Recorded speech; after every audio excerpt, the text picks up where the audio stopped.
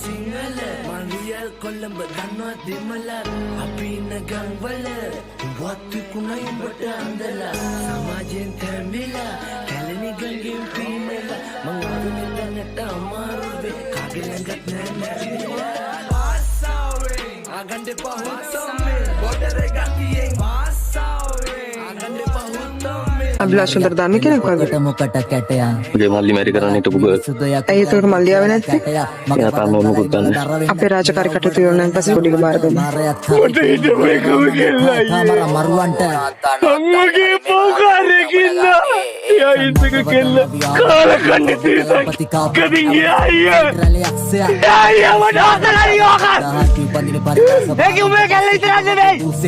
මමත් දන්නේ. මම මේක කටයුතු කරන්නේ.